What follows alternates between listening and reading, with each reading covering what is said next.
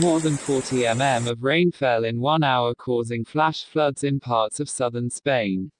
Flash flooding struck on 25 August after storms in southern parts of the country brought a short period of heavy rainfall in the early hours.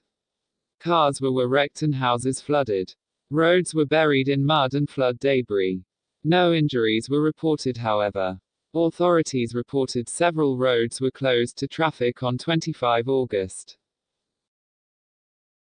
Please like and subscribe to our channel for more videos. Thanks for watching.